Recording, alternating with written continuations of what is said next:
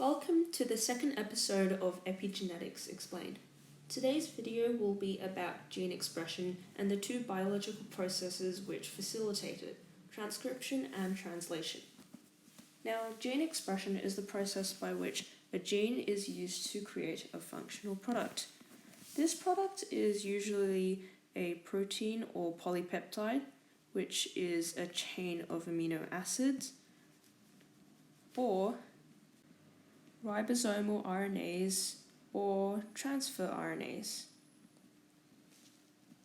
This will be explained later on in the video. The first biological process involved in gene expression is called transcription.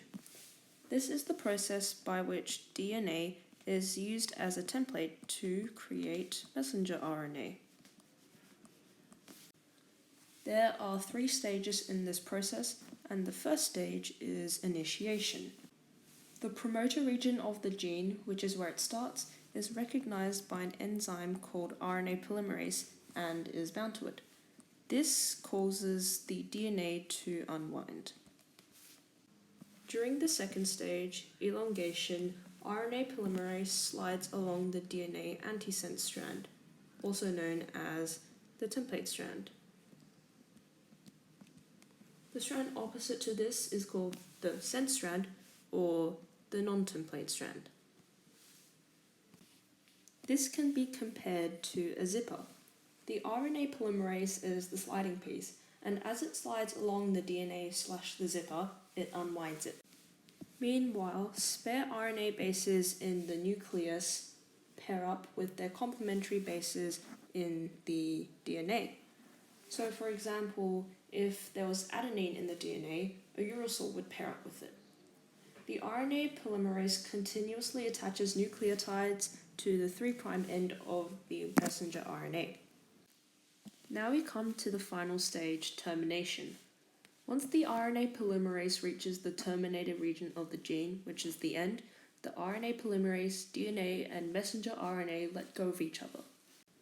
However, the resulting messenger RNA cannot move on to translation, which is the next process yet.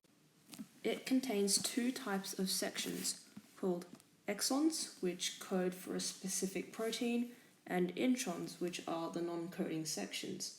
The introns must be removed for translation to take place. This occurs through a process called intron splicing, where a complex called a spliceosome removes the introns and joins the exons together to form a mature messenger RNA strand. This mature messenger RNA strand can now leave the nucleus. It moves to another part of the cell called the ribosome to undergo translation. Translation is the process by which the messenger RNA strand turns into the final product. An important thing to know is that the bases of the messenger RNA strand are divided into groups of 3 bases called codons. There are a total of 64 different codon combinations. Most of these code for specific amino acids, which make up a protein. However, there are 4 exceptions. AUG codes for start, and UAA, UAG, and UGA code for stop. To initiate translation, a small ribosomal subunit binds to the start codon. A transfer RNA brings a specific amino acid, in this case methionine, to the ribosomal subunit. This amino acid is determined by the transfer RNA's anticodon sequence. And yes, the transfer RNA also has a codon. The messenger RNA codon and the transfer RNA anticodon join as complementary base pairs. This specific transfer RNA is called the initiated transfer RNA. After this takes place, the large ribosomal subunit binds to the small ribosomal subunit to form the translation complex. Initiation is now complete. Within the translation complex, there are 3 regions called the E, P, and A sites. Amino acids are independently brought to the messenger RNA strand, and complementary base pairing takes place between the messenger RNA's codon and the transfer RNA's anticodon. Again, the anticodon corresponds to a specific amino acid.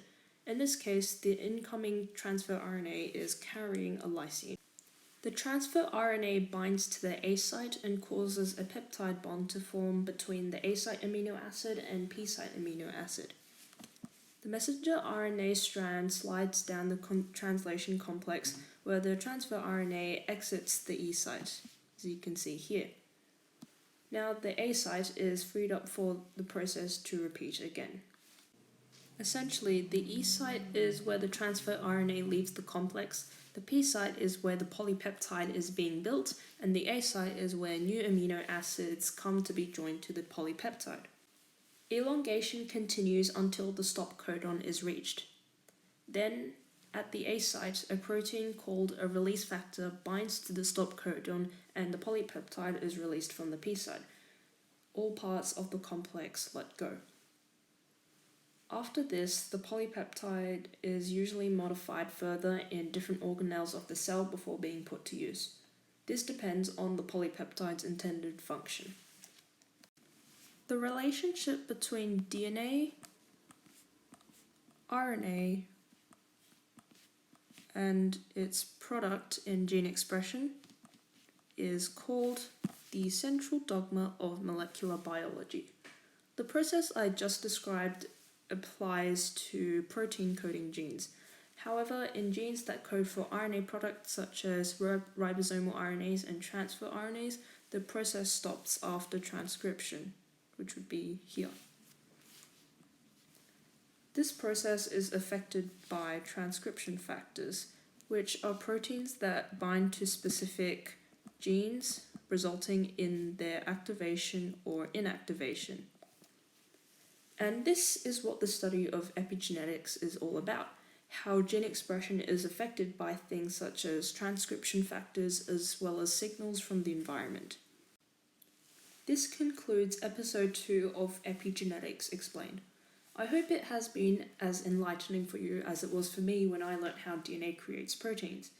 In my opinion, it's a truly fascinating and complex phenomenon, one which I've just scratched the surface of. Anyway, thank you for watching and hope to see you next time.